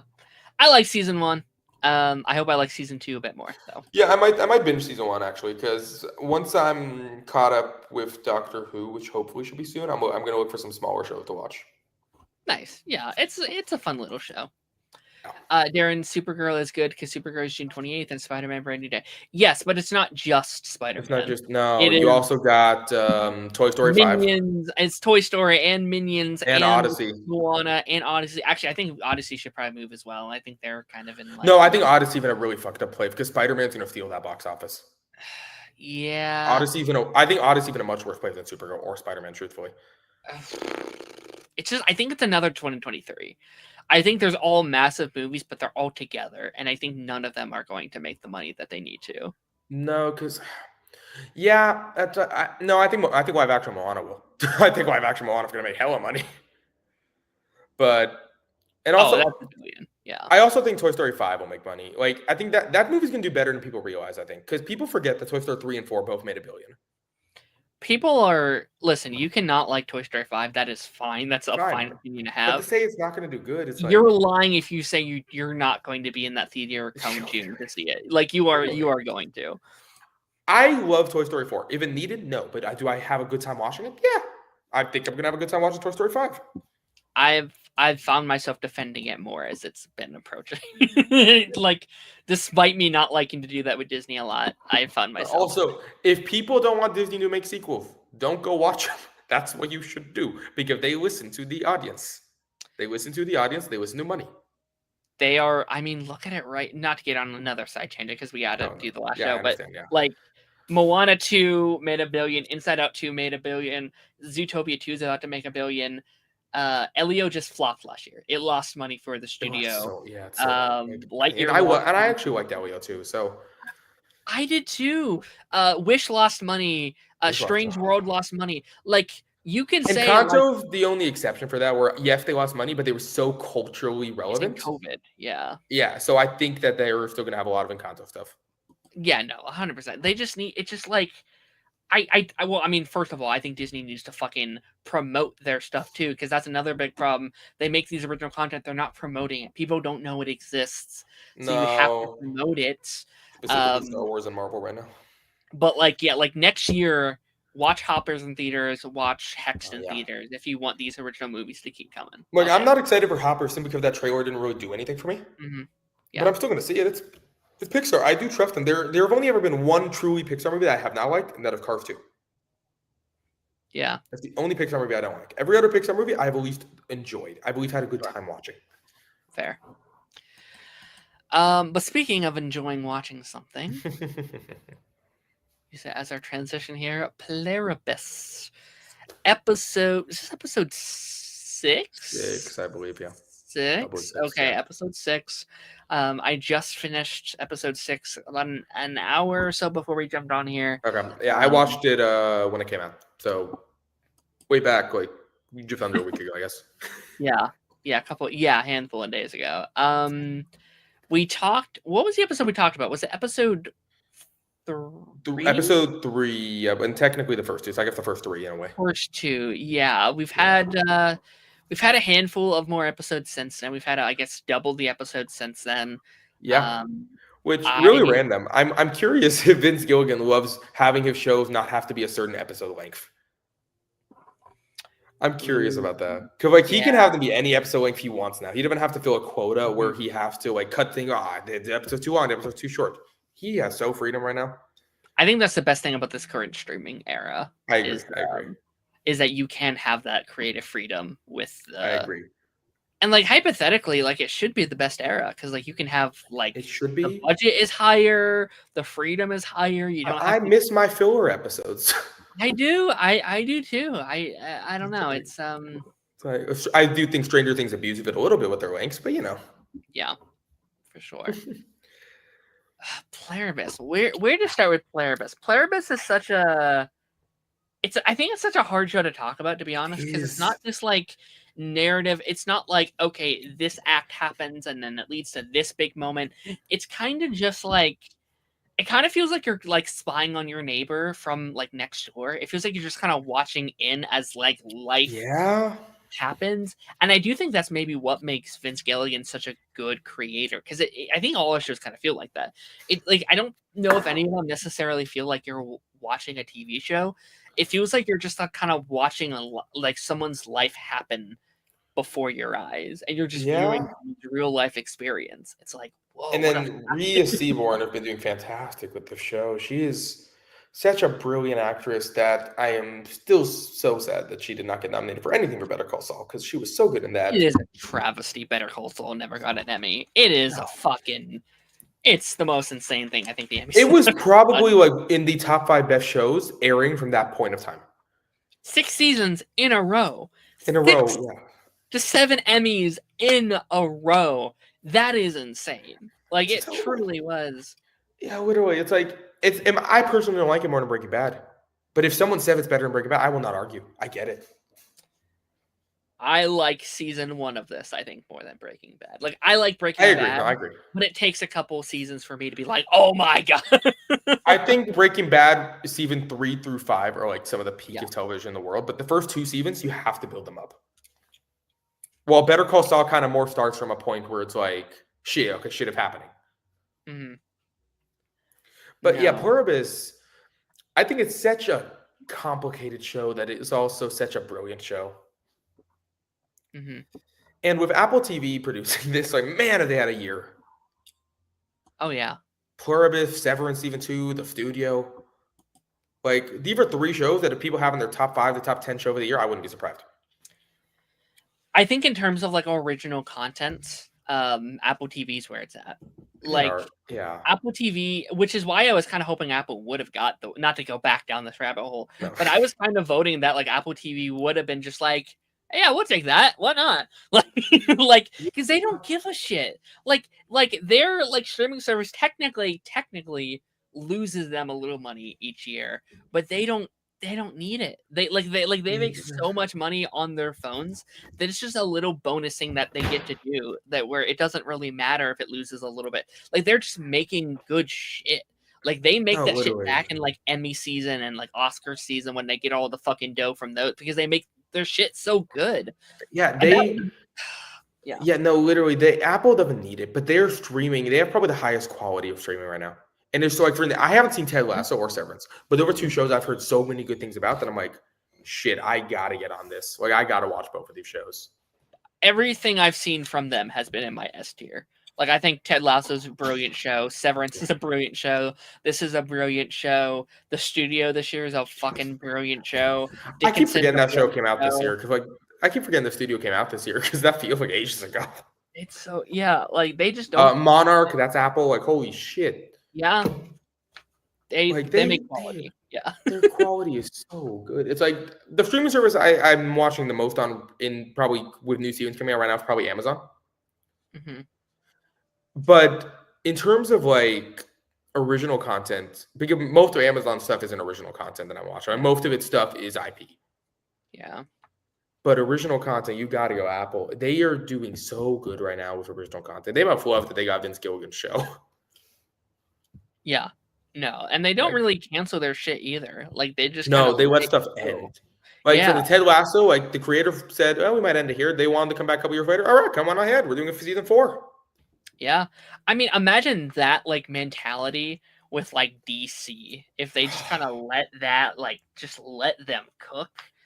Yeah, I am still praying we get a Legends of Tomorrow season 8. Give me that. Just give me that. I mean, like, Netflix loved those CW shows. They'll bring them right. Yeah, like, give me that. Oh, I guess Flash. I'm never leaving Netflix now. God, wow. But anyways, no, I just thought about that because I know pretty much like every DC CW show, other than like Flash, Arrow, Legend, Supergirl, are on Max, and I'm like, I get those 4 shows, and I'm never leaving. I know it like I do think it's very funny, just the prospect of like, oh, they'll circle back around in like 3 years when it all merges back again. Literally. But yeah, literally just I will keep saying this campaign. Give me anything Arrowverse. Give me anything. Just give me something, please. Okay, let's dive into this. I guess the last couple episodes, at least, just a little Celebrities. bit. Yeah. Shout out to. Okay, very quick side tangent with Apple TV. I won't spoil Severance, but Severance also has a very famous celebrity explain something on a TV that no one suspected, and and when spoilers for Pluribus, if you haven't seen it, when John Cena shows, like they did it again. What the hell? But I don't know if it makes sense for Severance because I haven't seen it, but for Pluribus, it makes so much sense. Because I don't know if you know, if the mayor of Albuquerque, who was in the show, is actually the mayor of Albuquerque. Oh, I did not know that. That's actually really cool. That's really cool. Because first of all, Albuquerque's got to love Vince Gilligan. Like, holy shit, they've got to love him. Yeah. So that's great. Like, I thought that was a fun scene, but I was like, I don't need any celebrities. It's like, it's cool. I thought that was fun. And then when John Cena pops in, I'm like, damn. And it makes so much sense within the story that you would use the most iconic faces in your arsenal to try and prove a point, right? That's what propaganda is, right? Sure. It is, we are creating the love that this celebrity has, and we're using that to try and convince you of this thing. Now, was John Cena the best choice for Carol individually? Probably not. Maybe not. I don't know if she gives a shit about John Cena, but I know some people like that might work on them. Be like, oh, I love John Cena. Okay. One of these days, Bryan Cranston's just gonna pop in, like you're just gonna get something like that. It's like be fun. I don't know if he would do it though, because I feel like he would think it's a little too gimmicky. But I'd love to see it. I would. Yeah, it'd be interesting. But like I think it kind of makes sense too. Like that's kind of their whole thing. Like they use the people that they love, or these people love, to try and convince them on their side. We saw it at the end of this week's episode with I don't know the character's name, but the one guy's dad or mother, where it's like, exactly. Oh, like you know, like let us help you. Like I'm your mother. Which, speaking of stuff, not the episode, the last week's episode, she carried that episode on her back. Like there was, I don't think there was any other speaking role besides that one phone call of like, sorry, we'll get back to you, but here's your stuff. Yeah. Like she is doing, I'm gonna keep saying this, she is doing so good. If she does not get her Emmy opportunity with this one specifically, I'm gonna be mad. No, like, I'm much sure I loved her in Better Call Saul. I do think she is doing better in this, and I think that just shows her acting range. Well, yeah, I mean, because she just has more to chew on. More to chew, like, yeah, exactly. Like, you know, like her best scenes in Better Call Saul were the ones where her and Saul were arguing, or when she was trying to make a point. Those were her best scenes in Better Call Saul. Yeah, and that's kind of her entire character in Pluribus. Right. No, like she has so much range here. She has so much opportunity. And I do love a good episode that is just like, and this is kind of the whole show. Like it is really a show of just her kind of fucking doing it and, you know, acting herself in a room. But like, it is really a show of just like her and maybe one other actor in a room having these conversations and having these moments. It kind of feels like this would have been, you know what? This would have been a perfect COVID show. Because they could have easily filmed this in COVID with just one or two characters on scene at a time. Yeah. There's a couple scenes where it's like you have like the lines of people kind of coming out, but I think you could have done the show without that. Like I think you could have done it and it would have made sense. True. For her. I am curious how long Vince Gilligan had the idea. Like, did he just write after Better Call Saul? He had an idea previously. Like how long had he had? Because it's such a unique idea that I feel like he had to have had it for a while. I bet he's probably had that urge for a while. Like he did 11 years worth of Better Call Saul. I'm sorry, because he didn't really have any craving to do Better Call Saul. That kind of just fell on him. Like people wanted more in that universe. He started writing, and they was like, "Oh, you know, I like this," and then started doing that. Yeah. I bet he probably had it a couple years into Better Call Saul. Yeah, like let me finish that up first. When Pluribus have done it over, I will say it again. I said this in a previous episode. He is TV's Christopher Nolan. When Pluribus have done it over, people are going to see that. People are going to see like how brilliant he is. I agree. He's such a tight writer, I guess is the right word to say. And specifically, unlike Breaking Bad, we actually can get celebrity cameos in this because Apple TV have a much higher budget than AMC. Mm-hmm. I think it's a very interesting choice to isolate Carol in the way we have. I think it was such an interesting kind of push of our characters to be like, there are consequences for our actions. Like, we will give you whatever you want, but there are consequences to what you have done. And like, you can't just actively try and kill us and not have any pushback to that. So it's like, we do not view you differently. We do not feel, we still care for you, but we need our space. I thought that was so interesting. It's such an interesting idea. The like conflictiveness, I think, of her character this whole season really has been really fascinating. No, literally. She wants nothing to do with them. She doesn't want she doesn't really want that as part of anything. She hates it so much. But she also craves people. She craves a human interaction. And so when they do disappear, it's like seeing how she reacts to it, I think, is very interesting. This is another show like It's Welcome to Derry that I think I like it more than I thought I would, because I trusted Vince Gilligan and all that, and I thought I would really enjoy it, but the trailer didn't do it for me, and the concept didn't do it for me, and I didn't know if he could do sci-fi because he had never proven it yet. So this show really, I was really wrong about the show. Not that I thought it would be bad, I just didn't think I would love it as much as I did. Mm-hmm. And Pluribus, and still also what the Pluribus means, who knows? But I'm assuming we'll eventually find out. And really random point I just thought of: are there main characters in the show other than main actors?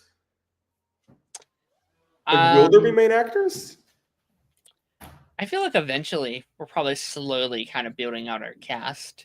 I think actually, especially this week's episode, they were really kind of building it out. Like we have. I forget the guy's name, but the other casino prince guy that we've been following. Yeah, the kind of perverted guy. Yeah, like I think he's such an interesting character. I think he's been such a. I don't know. I think it's okay. Thoughts on the cannibalism of it all, because I think that was the big focus of, what is it, episode 6? Yeah. I mean, you would have to expect it to happen eventually. Mm-hmm.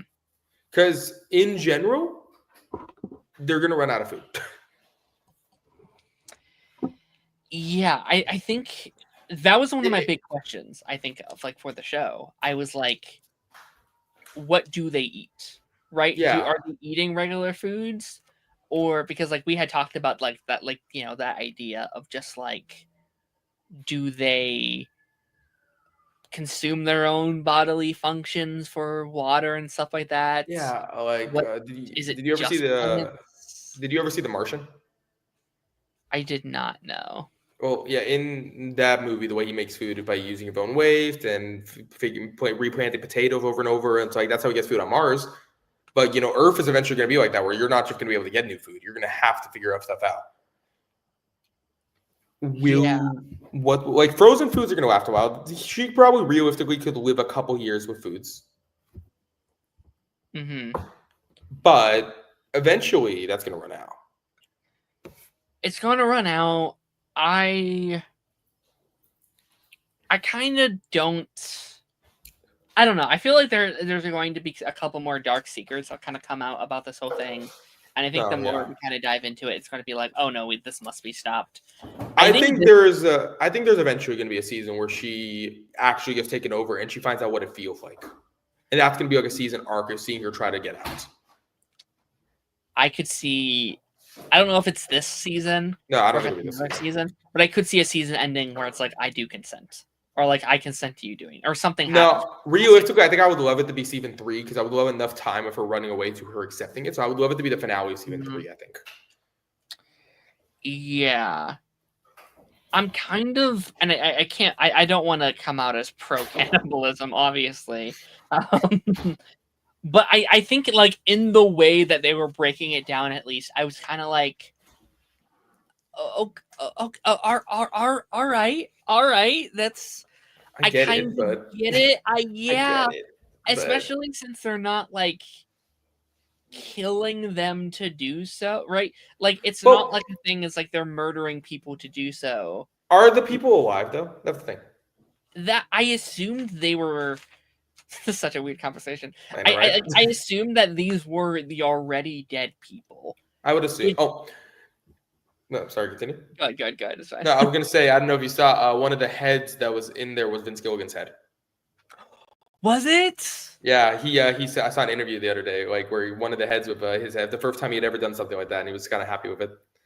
That's so funny because I don't know if you noticed it. Welcome to Derry had the Andy cameo this week in the circus shot. Oh wow, that's crazy. Andy had the little cameo, so they both had the both showrunner. That's funny. Had cameos, yeah. That's funny. Andy, though, I do say he does. I'm pretty sure he have a cameo in pretty much most the things he's done. I know he's in the Flash movie, and I believe he's in at least one of the It movies. So you have a cameo in most things he did. But no, that is very fun that both of them came out the same week. That's hilarious. But yeah, no, like I think that's very interesting. I think this week is almost like, again, I never quite know kind of where the story is leading. I don't know where we're going next. It almost feels like maybe we've kind of reached a potential place of like acceptance with Carol. Like I think she's almost kind of at a spot of like, okay, they cannot get to me unless I give them permission, and maybe this will save the world. Maybe I should back off because like at this point, what else is she going to do? Like from her mindset, like they won't come near her. She can't get a hold of anybody else. There's not much she can do. I think season 2 is going to be kind of a chaotic season where she realizes she can literally do anything, so she starts doing anything. Maybe. I mean, we're starting to see that a little. We're starting to see that a little bit, but what I mean, if I think it'll kind of like towards the end of season, she'll do something really big and then it'll cut. Like she'll launch a nuclear bomb or something, and then it'll cut. And then we lead directly into season 2, and like a few months later, in the world's so different because she is doing whatever she can. Ooh, yeah, I think that would be a really cool way to end it. Yeah, I think I would not be shocked if the rest of the season is kind of focused in on. She's at a place where she's kind of given up on everything, but now there's seemingly someone else on her side, like this other guy. I don't know if you've even got his name yet, but this other guy is like, I'm with you. I see your message. I'm on the way, I think it's going to be like, I was out, but you pulled me back in, and I think once they meet up together, that's when things are going to get crazy. No, yeah. I also wonder if we're ever going to get an answer on who this species is. Because I don't think I would mind if we just genuinely never get an answer. We just assume species, outer space, that's it. That's all we know. I wouldn't mind if we never get an answer. Because I think it's that type of show to not necessarily need an answer. Yeah. No, it's interesting. I wonder how long we're going to be separated from everyone else. Like, I wonder how long, like, they're taking their space to the point they had to evacuate the area because Carol was coming to see the guy, right? So I thought that was, like, they literally can't be in the same room as her currently. So I'm wondering how long does that break? Like, what does that look like? And how is it the rest of the season? When I don't know, like again, I have no idea where the rest of the season. I think the finale, like I feel like that's not the end that we've seen of her was a wife, partner, like that person.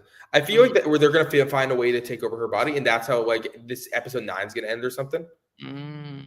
I feel like to be fair, most of my theories that have happened for the next future seasons have pretty much all happened this one season. Yeah. Like I've had so many theories I've talked to you about so many theories for possibly what they do in the future. Most of those things have happened already in the last few episodes. I'm like, damn, where are they going to keep going? Yeah, I think this show is very hard to predict. It is. I think It's also not slow like Breaking Bad or Better Call Saul, where they were both very slow shows. Yeah, I have each episode. I don't know where the next episode is going. Like I have no idea what next episode is going to be. I can theorize that I think he's going to meet up with her, but I kind of hope next week is focused on him because we still don't know him. Like I would like to see. Honestly, I actually wouldn't hate if the whole rest of this. I don't think it will be, but I actually wouldn't hate if the whole the next couple episodes are like his POV from day one and is traveling through everything he's been through. Yeah, I really would love that. Like if a show have a guts to do that, to switch off main characters somewhere midway through their show, and not because they're forced to, because like someone gets fired, but because they literally can and it's good for the story. Like. Quick side thing, like if Flash had ended after season 3 and Wally, which was the Flash for a season or 2, I would have loved that. That would have been great. I would have missed Grant, but he would have eventually come back. That would have been awesome. It would have been great. So it's like I would love shows to do that more, but they usually don't have the guts to do it. Yeah, I thought it was so interesting because like when he's like watching the tape, like that feels like such a main character moment for me. Like that feels like an episode of Lost where they're like watching the underground tapes. Sure. And it's like that's kind of like where you meet a lot of your main characters. It's this like forbidden tape that someone had to make to fill the main character in on their adventure. And I thought it was so interesting to see it from like the other POV of we know the character who made the tape for the main hero. So I thought, like, I'm getting a lot of Lost vibes in the show, truthfully. There's a lot of Lost vibes. Yeah. There's a lot of Lost vibes, which I'm fine with. I love Lost. I love Lost. I do too. I'm fine with it. I'm fine with getting some Lost vibes. It's great. I hope there are not as many mysteries, but there's also no filler episodes. Because 22 episodes, 10 episodes. Yeah. Again, I think this show is very straightforward. I don't. Directly have any like massive because have you said it's a hard one? It's a hard show to talk about. Yeah, it's not repetitive per se, but it's not boring per se. But it's complicated. It's like every episode you feel you're talking about the same type of things because the same things happen, but in a very different way. Yeah, I think I'm gonna try and write notes over the next couple weeks for this show specifically, and write more like it's more like a concept show. It's like it's more about like not necessarily what's happening on screen, but more of a like, hey, there's this concept. How do you feel about said concept? And that's interesting when the concept is like cannibalism and like consent, and it's like because there's a big narrative about consent in this show where it's like. Oh, I don't know. I don't like that, right? I don't like that we're doing that with these kind of people, but it's like, literally, we have like it's a weird line to walk. It's a weird line. Yeah, and it's still amazing that these shows are coming out together, pretty much. These are both in my top 5 of the year so far. No, it's also such a weird back half because with Stranger Things also probably going to be up there, and then I hope Fallout's up there, but season 1 wasn't like a top 5 season of that year for me, so we'll see. Yeah. And I think that's where we're going to wrap up Pluribus for now. And because it's Welcome to Derry has a lot more to talk about than Pluribus. There's a lot more character stuff. There's a lot more moments. Pluribus is more of just kind of an episode recap, and then we're done. Yeah, 100%. Let me read a couple of these comments, and then we will wrap this up. All righty. I just realized we're 2.5 weeks away from the next batch of Stranger Things. I feel like Volume 1 just came out. How has it already been over a week? Did you watch this new batch of Stranger Things yet? I saw 1 episode. I've seen 1. It's a show I've watched with my dad since it came out. So I was during my Thanksgiving break, then I came here, and I'm waiting to go back to watch the rest. Gotcha. So I was on the. So when Batman showed up and killed, right, that was crazy. I know, right? Good stuff though. I think you'll really enjoy it. I've heard episode 4 is incredible, so I'm really looking forward to that. Have you been spoiled at all? Have you seen things around? Not that I know of. I know episode 4 is very Will centric, but that's pretty much all I know. Stay away from as much spoilers. I plan to. I love Stranger Things. I saw a thing before I saw the episode that it was in. I would have liked it a little bit more if I knew nothing. So I think you'll, yeah. I mean, I do know one thing, but it's not. It's before I could have predicted. I know Max wakes up at some point in these 4 episodes. That's like pretty much one thing I know, but I would have predicted that so long ago. About, so you are in the clear. Very nice. Eating dog food doesn't seem so bad now. Yeah. I think it's also interesting too that it wasn't like, not to go back into it, I know we wrapped it up, but like they weren't eating them raw. They weren't like chomping on arms. They like composed them down. It was like a liquid. It was like a milk, right? So it's still not great, but I think I'd prefer that over like chomping on a fingernail or whatever. What a great conversation starter, right? Oh my gosh, yeah. Would you rather dog food or cannibalism? This or that? Clip that right there. A POV switch for an episode would be really cool. Yeah, I think that's what I want for episodes. I would love that. I would. I don't think they're gonna do it just because I don't. As much as I do think Vince Gilligan does definitely have the ball to pull up stuff like that. The Fly episode, for instance, such a ballsy episode. I think probably not prequel style, like probably not day one style, but I could see an episode of him literally driving to her, like it's like a week trip of him. Or I could see an episode where they're together and they both have to do something, and then instead of following her POV, we just immediately start following his POV. Like they have to split up, and then we start following his POV. That would be fun. Netflix put out Stranger Things Volume 2 posters yesterday. I did see that. They look very cool. Locke is very philosophical, which I 100%. That's the word. That's the word I was looking for. Yeah, very philosophical. Yeah, and I think I think the more we get into the show, the more we'll see that kind of stuff kind of unfold. Yeah, I mean, Pluribus is such a fascinating show. It keeps getting better and better and more interesting. I'm so intrigued. I wish the episodes were longer. I have a very similar problem I had with Peacemaker. I wish the episodes were longer. Yeah, which is impressive because like these are hour-long episodes too. Like they're not. They're not short episodes. It's very addicting. Like I think I'm glad it's weekly. Thank God it's weekly. But I think I would like, as a TV watcher, I could easily binge the fuck out of it. Like I could easily. It's such a like. It just goes down so smoothly. Like it kind of transports you. It's like, wait, it's been a fucking hour already. What the hell? Like, I just started it. Quickly talk about this. I don't think Netflix have realized that the week-to-week model makes people talk about it longer. Mm-hmm. Like, yes, Stranger Things, they show people talk about for years, but that is such an anomaly. It's been a while since I've had a, like, besides Stranger Things, which I've had for many, many years, but, like, I feel like there hasn't been I'm only focusing on this show in a while. Like, there's some shows where I shouldn't be, but I'm like, oh, let's check my phone. Oh, let's do something else while I do it. This is I'm there. And I'm not thinking about anything else from my real life. I am just present on the show. And it's been a while. No, literally. Show like that, I think. Yeah, no, literally. It's been a minute, and I'm thoroughly loving every part of the show so far. I agree. But Ben, thank you so much for joining us today. Of course. A pleasure as always. Is there anything new you would like for people to check out, shout out, promo, any of that jazz? I'll promote this just because my friends would want me to. Me and my friends are starting something. I can't exactly say what yet. It's called Luminous. You can look us up on Instagram, Twitter, and YouTube. I don't think we have a TikTok yet. Okay. Instagram, Twitter, and YouTube. It's podcast-esque, but we have ideas. We have ideas. So very mystery. It's just look up Luminous on YouTube, and yeah. Alrighty. Well, you can keep us posted as things develop on that side. Absolutely. We plan to start posting content in January. Hell yeah! Start of the new year. Love to see it. That's the whole point. That's the point. But stay tuned in. We'll have someone here next week at least. We have obviously more Pluribus, more Welcome to Derry, and the start of Percy Jackson season 2. So we have we're ending one show and we're beginning another. So those are always very fun weeks to end. As would happen with Gen V.